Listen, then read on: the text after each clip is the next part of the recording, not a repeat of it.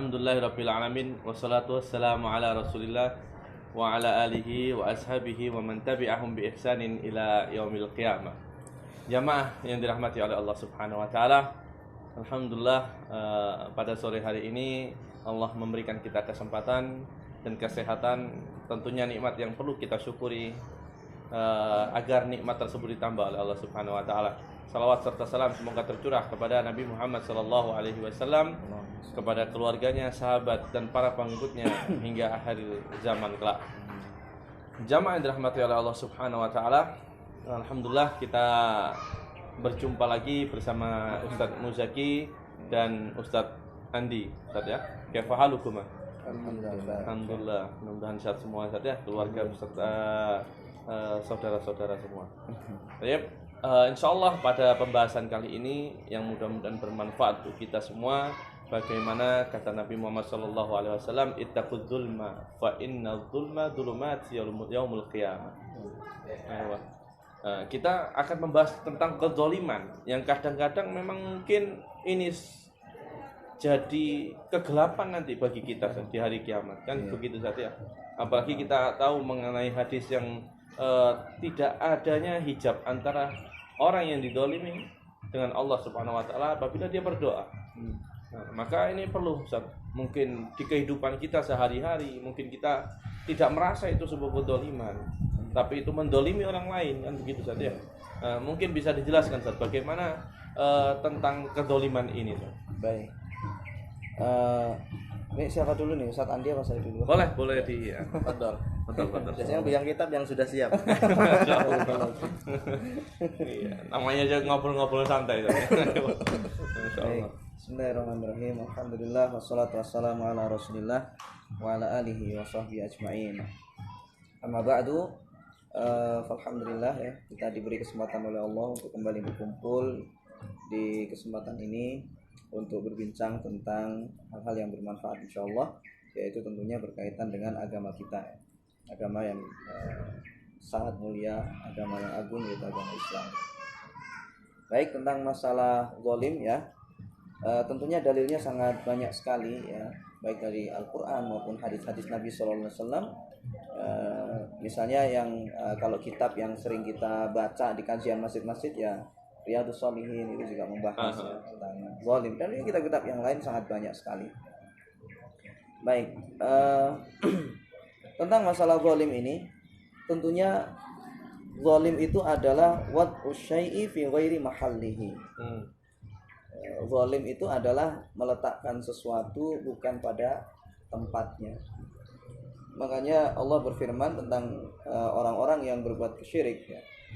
Inna syirka ladzulmun adzim ya. Sesungguhnya kesyirikan itu adalah kezaliman yang paling besar. Dikarenakan syirik itu kenapa ya? Sebelumnya kenapa syirik itu dinamakan dengan perbuatan zalim ya? Disebut sebagai perbuatan zalim karena dia meletakkan sesuatu bukan pada tempatnya. Seharusnya seorang itu beribadah, menyerahkan semua ibadah kepada Allah, tapi ternyata dia serahkan kepada selain Allah. Jadi ini merupakan kezaliman yang keterlaluan ya, yang sangat besar. Nah, terus kemudian ada pun dalil-dalil tentang masalah zalim ini, maka diantaranya adalah di dalam Al-Quran, misalnya surah Al-Hajj ayat 71, Allah Subhanahu wa taala berfirman, "Wa ma lidh-dhalimina min nasir." Ya. "Wa ma lidh-dhalimina min nasir." Kata Allah, dan orang-orang yang zalim itu mereka tidak akan mendapatkan pertolongan ya. Tidak ada orang yang menjadi penolong bagi dia. Wa ma lidh-dhalimina min nasir. Tidak ada penolong bagi orang yang zalim. Baik, itu diantaranya di dalam ayat. Adapun dalam hadis seperti yang Ustaz tadi sampaikan ya, yaitu sabda Nabi SAW, ittaquz zulma fa inna zulma zulumatun yaumal qiyamah ya, takutlah kalian dengan perbuatan zalim dikarenakan kezaliman itu adalah kegelapan kelak pada hari kiamat. Dan bagaimana di dalam hadis ya, yang mana orang-orang munafik dahulu ya disabdakan oleh Nabi SAW tentang mereka, bahwasanya nanti orang-orang munafik itu mereka akan ketika di atas sirat ya, mereka akan di belakangnya orang mukmin ya, karena orang mukmin itu memiliki cahaya. Ya, orang mukmin itu memiliki cahaya ketika mereka ini lewat di atas sirat. Nah, orang-orang munafik ini mengikuti orang zalim, orang-orang mukmin ini. Ya, mengikuti orang mukmin ketika di atas sirat tersebut. Kemudian ketika di tengah-tengah sirat itu ternyata orang mukmin ini pergi duluan. Ya, jadi orang munafik ini ketinggalan. Sehingga dia berada dalam kegelapan. Ya, dia berada di dalam kegelapan. Dan ini adalah hukuman dari Allah pada orang-orang munafik yang mana bentuk kezaliman mereka dahulu ketika di dunia adalah mereka dahulu ketika semasa hidup mengikut kepada orang mukmin tapi hatinya itu benci kepada keimanan. Jadi dari sisi perbuatan mereka itu cuma ikut-ikutan saja. Orang mukmin sholat ikut sholat. Bukan karena iman saja. Bukan karena iman, hanya ikut-ikutan saja. Ya, jadi ada orang mukmin puasa ikut puasa. Ya, jadi seperti itu cuma ikut-ikutan saja. Makanya dibalas oleh Allah ketika di atas sirat itu, ya dia ikut dengan orang mukmin, kemudian habis itu ditinggal, ya ketinggalan dia. Dan para ulama jelaskan bahwasanya orang yang awalnya mendapatkan cahaya, kemudian habis itu cahayanya hilang, itu lebih terasa gelap daripada orang yang dari awal memang gelap ya, betul. Di dalam kegelapan. Jadi ini hukuman yang sangat berat sekali. Dan zalim ini menyebabkan kegelapan ya, nanti pada hari kiamat. Itu diantara hadisnya. Kemudian juga misalnya di dalam suatu hadis, yaitu Nabi kita SAW beliau bersabda, man zalama qida shibrin minal ardi tuwiqahu min sab'i aradina.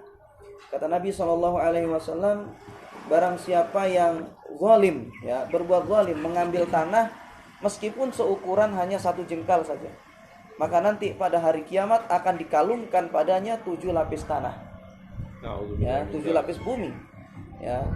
Ya mungkin orang mikirnya itu kan 1 jengkal itu kecil, ya 1 jengkal itu kecil. Padahal sebenarnya 1 jengkal yang diambil oleh seseorang di atas, maka ke bawah itu semuanya itu sampai lapisan-lapisannya, sampai ke bawahnya semuanya itu dia zalim kepada pemiliknya itu sampai ke bawah itu. Makanya pada hari kiamat nanti dia itu akan dikalungkan padanya 7 lapis tanah itu kepada dirinya, dan ini sangat berat sekali ya. Nah, ini diantara hubungan. Bahkan sebagian ulama mengatakan bahwasanya orang ini nanti disuruh menggali tanah itu, ya, disuruh nanti pada hari kiamat disuruh menggali sampai ke dalam, sehingga dia berada di dalam tanah itu seakan-akan seperti tanah itu gulung kepada dirinya. Gitu. Kemudian sebagian ulama ada yang mengatakan bahwasanya memang dia ini nanti disuruh menggali 7 lapis tanah itu, kemudian nanti dia pikul ya di padang mahsyar untuk dipertanggungjawabkan di hadapan Allah Subhanahu wa taala. Dan ini sangat berat sekali ya perbuatan zalim tersebut ya. Kita kadang menganggap bahwasanya ada hal-hal yang remeh ya, tapi sebenarnya itu sangat besar di mata Allah Subhanahu wa taala. Dan misalnya ini ya yang mengambil tanah itu yang geser ukuran ya. Ini geser pagar itu Ustaz misalnya ya kan. Ini bikin tembok misalnya atau pagar agak diperipitkan, agak dilebihkan sedikit misalnya kepada tanahnya tetangganya, misalnya tanah orang lain, maka ini termasuk di situ. Ya, dan ini mungkin dianggap remeh, tapi sebenarnya itu sangat besar sekali di mata Allah. Apalagi juga di dalam hadis tadi itu Nabi kita SAW beliau bersabda ya, ittaquz zulma iyyakum wa du'al iyyakum wa da'watal mazlum fa innaha laisa bainahu fa innaha laisa bainaha wa bainallahi hijab ya. Hati-hati kalian itu dengan doanya orang yang terzalimi, dikarenakan tidak ada penghalang antara dia dengan Allah Subhanahu wa taala. Itu doanya bisa terkabul saja. Ya, Rasulullah sudah sabdakan seperti itu. Sangat berpotensi. Bahasanya doanya itu tidak ada penghalang ya dengan Allah Subhanahu wa taala, dan itu tentunya doa dia mustajab. Bahkan sampai ulama sebutkan bahwasanya dari hadis itu, kalau seandainya yang terzalimi itu adalah orang kafir sekalipun. Bahkan ya, orang kafir yang zimmi ya, yang mendapatkan perlindungan ya, darahnya diharamkan, kemudian juga kehormatannya diharamkan, kemudian dizalimi, maka meskipun dia kufur, maka dia tetap kalau seandainya dia berdoa kepada Allah ya, dikabulkan oleh Allah Subhanahu wa taala. Ya, makanya kita harus sangat waspada sekali dengan kezaliman ini seperti itu. Ya. Allah. Ini Kalau di antara Ustadz, dalil-dalilnya. Kalau Ustadz Andi, bagaimana Ustadz? Mungkin Iya, mungkinnya di sini lembaga pendidikan ya. Di situ juga banyak sekali kezaliman ya. di antara- lembaga pendidikan. di Ustadz, lembaga pendidikan seperti itu. Ya, contohnya yang mungkin dari segi ya keseharian seperti itu, dari segi akhlak yang terutama ya. Bahwasanya Rasulullah SAW bersabda al muslimu man salim al muslimu min lisanihi wa yadihi, seperti itu. Terlebih lagi di pondok ya. Ini enggak jarang sekali anak-anak yang suka membuli. Iya, Barakan betul. man salimal muslimu min lisanihi ya, dari lisannya seperti itu. Entah dia mengejek, menghina ya, dan seterusnya seperti itu. Ini biasa terjadi Ustadz. Bisa terjadi ya, Banyak. jangankan di pondok, di semua. Ini bahkan ya mungkin ya sebab pertumpahan darah mungkin dari lisan seperti itu. Fitnahnya di situ ya. Ya orang mungkin yang menggibah seperti itu. Ini semua kezaliman semua seperti itu ya. Apalagi berbuat menggunakan ya tangan seperti Iya, itu iya. ya. Fisik, bentuk Fisik seperti itu ya. Ini lebih ini lagi seperti itu ya. Ini yang pertama ya, seperti itu. Enggak hanya terjadi di lembaga pendidikan ya, makanya yang harus kita jaga benar-benar adalah akhlak seperti itu. Iya. Nah, ilmu yang kita dapatkan ya, itu bisa kita lihat dengan apa? Dengan akhlak yang dia terapkan seperti itu ya. Semakin banyak ilmu tapi akhlaknya tetap, ini berarti ilmunya Tidak bermanfaat. itu masih belum Diamalkan. belum ngeresep. nempel ya, belum ngeresep di dada seperti itu ya. Masih hanya ya di pikiran saja ya. Pikiran kadang hilang, kadang lupa seperti itu ya. Dan juga mungkin yang mendekati ya. Dan ini mungkin persiapan ya bagi kita, mungkin seorang pengajar ya, dan juga orang tua ya, yang lebih wajib lagi ya mengingatkan anak-anaknya, yaitu tentang ujian. Nah, habis ini kan mau ujian ya. Nah, di situ sekolah-sekolah ya, enggak hanya sekolah negeri, bahkan di pondokan sudah mungkin ada yang memulai dengan ikhtibar, imtihanat, seperti itu, ujian-ujian. Maka di situ ya ada banyak kezaliman seperti itu ya. Sebagaimana firman Rasulullah SAW, man ghasyana falaysa minna. Barang siapa yang menipu, seperti Termasuk itu. golongan kami. Bukan termasuk dari golongan kami seperti itu ya. Ya siapa yang nggak mau dengan golongan Rasulullah SAW, golongan yang selamat seperti itu ya. Nah ini dididik ya dari kecil seperti itu ya. Kalau misalkan ya dari kecil sudah suka menipu, bagaimana besarnya seperti itu ya? Mungkin dari korupsi yang ada nih. Nah koruptor seperti ada. itu ya. Bisa Makanya jadi. di situ ya Rasulullah SAW melaknat ya siapa, Allah Subhanahu Wa Taala ya. Di dalam sebuah hadis ya Rasulullah SAW mengatakan Allah melaknat yaitu siapa? Ar-rashi wal murtashi. Seperti itu ya. Yaitu rishwah. Seperti itu. Sogok seperti itu ya. Ya mungkin bahwasannya agama kita ini kan ya menghilangkan kezaliman seperti itu ya. Dan juga dibangun di atas tolong menolong dan kemudahan seperti itu. Ya ketika saudara kita mungkin membutuhkan ya, terlebih lagi di pemerintahan ini sudah nggak asing lagi seperti itu ya. Kalau bisa mungkin ya, kalau bisa dipersulit ngapain dipermudah. Iya. Jadi dibalik saja. Iya dibalik ya. Ini kalau Islam bukan. Iya. Yasiru wala tu'asiru. Seperti itu. Seharusnya sekarang ya tu'asiru wala seperti itu. Dibalik. Kezaliman yang ada nih. Slogannya kalau bisa dipersulit ngapain dipermudah seperti itu. Kalau Islam enggak, kalau bisa dipermudah ngapain dipersulit. Seperti itu. Ya. Maka ini yang perlu diperhatikan bahwasanya ya tanamkan kejujuran ya di dalam diri ya anak-anak didik kita seperti itu, terlebih lagi orang tua ya, agar menjadi generasi yang jujur nantinya ya, seperti itu ya. Nggak mungkin orang-orang tua ini bakal menetap seperti itu di pemerintahan yang tua-tua ini kerja terus, nggak mungkin, pasti ada regenerasi seperti itu ya. Jadi memang asyik ya, ini kejujuran ini memang penting seperti itu ya. Nanti akan berimbas kepada hal-hal yang lain, misalkan dia suka mencontek, kemudian dia ngerepek seperti itu, nah hasilnya maka haram seperti itu. Nanti berimbas pada ya mungkin kalau dia melamar pekerjaan dengan hasil tersebut ya nanti gajinya ya ikut juga seperti itu, nggak berkah. Padahal dia yang dicari, saya ini ingin mencari ridho Allah. Orang dia nggak meridhoi Allah Subhanahu Wa Taala, pekerjaannya seperti itu ya, menipu pekerjaannya. Gimana Allah nggak meridhoi pekerjaan menipu seperti itu ya. Nah, ini yang perlu diperhatikan ya. Bagaimana bisa berkah ya. Ini saja awal dari kita menuntut ilmu sudah melakukan kezaliman. Bagaimana kita bisa berkah? Jangankan hasilnya, ilmunya saja Seperti itu. Ilmunya saja mintanya yang berkah, yang bermanfaat seperti itu. Tapi ya dicapai dengan halal yang dilarang oleh Allah Subhanahu wa taala. Makanya itu jadi pemerintah zalim. Ya, nanti kalau misalkan pemerintah zalimnya ya mungkin perlu introspeksi diri seperti itu. Ya mungkin nggak hanya orang itu langsung ini kenapa kok bisa seperti ini. Mungkin dulunya kurang diperhatikan masalah tersebut. Jadi akarnya bukan dari akarnya seperti itu. Rasulullah pendidikannya bagaimana? Ya, dari Ibnu Abbas radhiyallahu anhu seperti itu.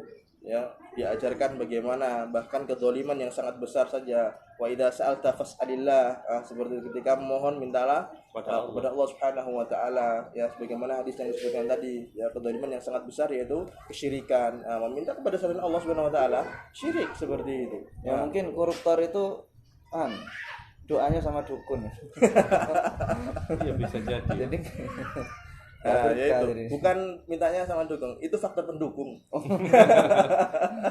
Ya, yang itu mendukung sudah dianggap dia biasa di sini. Itu makanya menarik sekali Ustaz ya. Iya, jadi memang ya, kedzaliman ini ya bisa masuk ke berbagai aspek ya. Tidak hanya mungkin pendidikan, bahkan rumah tangganya pun, rumah tangga seperti itu.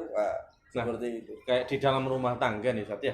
Kan kita membicarakan dalam rangka yang luas ini. Nah, kita mengkerucut ke rumah tangga nih, Ustaz. Kadang-kadang kita juga mungkin nggak tahu, Ustaz. Seorang suami kepada istrinya atau anaknya, atau seorang istri kepada suami atau anaknya, atau orang tua kepada anaknya, Ustaz. Itu bagaimana contoh-contoh yang mungkin banyak terjadi di masyarakat, agar kita semua, kita dan para jamaah ini betul-betul mengetahui dan menghindari bentuk-bentuk kezaliman. Bisa jadi mungkin anak berdoa ketika dizalimi juga bagaimana? Doanya anak yang terzalimi kepada orang tua. Ya sama. Tentunya gimana? Kita sebagai anak ini mendoakan kejelekan boleh nggak buat orang tua? Nah, ini juga perlu dibahas ya kayaknya. Karena banyak nih anak-anak yang kadang-kadang sampai orang tuanya jahat, orang tua gini, didoakan kejelekan. Ada bagaimana kita sebagai seorang anak? Iya. Ya tentunya seorang anak ya dia harus membalas kebaikan orang tuanya. Ya sebagaimana orang tuanya telah mendidik dia dengan baik, misalnya dari kecil sampai besar. Ya tentunya dia seharusnya mendoakan kebaikan sama orang tuanya. Dan kalau memang sang anak ini misalnya dizalimi oleh orang tua, ya bisa saja doanya dikabulkan oleh Allah ya, mustajab juga. Tapi ya sebagai seorang anak ya hendaknya dia mengertilah doa yang baik-baik, doa yang baik saja, doakan dapat hidayah atau semisalnya, karena jasanya orang tua sangat besar sekali.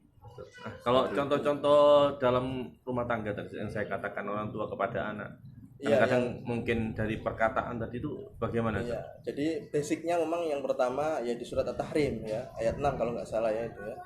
Yaitu ya harus yang pertama kita bekali dulu diri kita ya.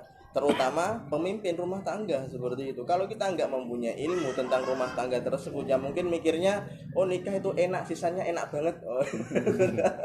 Ya seperti itu. Ya mungkin hanya perkiraannya kesenangan dunia saja seperti itu. Namun tidak memikirkan setelah kita hidup di dunia ini seperti itu, bahkan lebih panjang kehidupannya dan abadi seperti itu. Ya maka di sini orang tua juga harus ketika dia mendidik anaknya, dia harus juga terdidik seperti itu.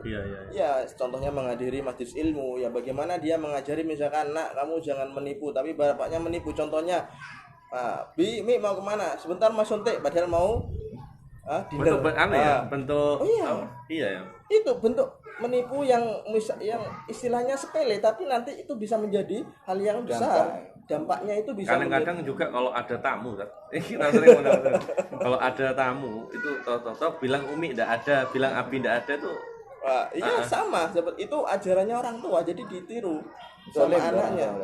Iya seperti itu bentuk kezaliman juga. Jadi jujur saja ya, Rasulullah SAW ya pernah mengatakan bahwasannya ya bicaralah ya, meskipun itu dengan bercanda jangan sampai bohong seperti itu.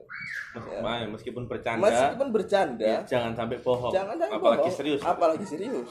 Seperti itu. Apalagi orang tua. Orang tua ini adalah mendidik anaknya seperti itu. Ya masa orang tua yang akalnya sehat seperti itu ya, yang hatinya bersih, ya masa mau mendidik anak dengan hal yang seperti itu ya. Jadi yang menyimpang dari agama seperti itu nggak mungkin ya. Bahkan ya mungkin orang tua kepengennya dia menjadi anak yang soleh dan soleha, tapi lupa seperti itu. Orang tua kadang ya, orang tuanya ini harus soleh dulu seperti itu sebelum ingin anaknya menjadi soleh dan soleha seperti itu. Oh iya, mengenai doanya orang yang terdolimi ya, kan tidak ada di antara doanya dengan Allah, dan dengan Allah Subhanahu Wa Taala hijab, tidak ada halangan sama sekali. Nah, apa kalau kita didolimi, apa seharusnya doa yang memang kita panjatkan kepada Allah untuk orang-orang yang mendolimi kita? Apa boleh kita nih berdoa kejelekan atau harus kita ini doakan kebaikan? Bagaimana itu? Ya sebenarnya kalau kita membalas ya kezaliman mereka ya dengan doa yang buruk untuk mereka misalnya, maka secara hukum tidak ada masalah, boleh. Sebagaimana Rasulullah dahulu ya mendoakan orang kafir dengan keburukan, sebagaimana dalam qunut nazilah ya, ketika ada para penghafal Al-Quran yang dibunuh oleh orang-orang kafir, Rasulullah ya mendoakan laknat atas pelakunya ya, kepada orang-orang kafir pada saat itu. Kemudian juga seingat saya ketika perang Khandaq itu ya, yang Rasulullah sampai tidak bisa sholat asar. Iya betul. Ya, Rasulullah doakan keburukan untuk orang-orang kafir pada saat itu. Malah Allah ajwafahum naro kan itu. Semoga Allah memenuhi perut-perut mereka itu dengan api. Artinya kalau kita terzalimi misalnya, kemudian kita mendoakan keburukan kepada pelakunya itu, maka hukum asalnya boleh, asalkan nanti jangan sampai melebihi kezaliman mereka lah. Iya itu, melebihi batas. Jangan sampai melampaui batas gitu. Nah, tapi kalau seandainya kita misalnya ingin yang lebih afdol gitu, misalnya lebih utama, ya tentunya ya kita doakan mereka hidayah itu Pak. Doa kebaikan. Dan itu juga Rasulullah juga lakukan juga kan kepada orang-orang yang zalim kepada beliau ya. Beliau doakan cerita di Taif itu. Ya, beliau doakan kebaikan untuk mereka, ya kan? Allahumma firlahum fa innahum la ya'lamun. Kan itu. Doakan kebaikan oleh Rasulullah. Fa innahum qaumun la ya'lamun. Ya, kurang lebih seperti itu. Intinya kita kalau masalah ingin lebih afdolnya ya sebenarnya doakan kebaikan, dapat hidayah kan begitu. Tapi kita ya juga dengan adanya kebolehan itu, dengan adanya kebolehan mendoakan keburukan kepada pelaku zalim itu membuat kita lebih waspada, lebih takut lagi dengan berbuat zalim itu, sekecil apapun kan begitu. Kalau kita lihat ya misalnya ya, contoh ini ya, buang-buang sampah sembarangan saja misalnya. Itu kan kezaliman, menempatkan sesuatu bukan pada tempatnya. Sebagaimana kita jelaskan tadi itu, bahasanya zalim itu kan menempatkan sesuatu bukan pada tempatnya. Padahal kan sudah ditulis tuh, buanglah sampah pada tempatnya. Ini kaki saya kan kena beling tadi. Itu kan orang-orang yang termasuk kezaliman meskipun sudah mungkin lama saja. Iya, dampaknya sangat luar biasa. Itu saya di YouTube itu bikin posting tentang buang beling di sembarangan, kena sendiri saya. Qadarullah ya. Insyaallah. Jadi intinya kadang ada hal-hal yang kita anggap mungkin sepele ya. Kita anggap sepele tapi sebenarnya kan berdampak besar. Saya pernah sebutkan itu di channel saya itu.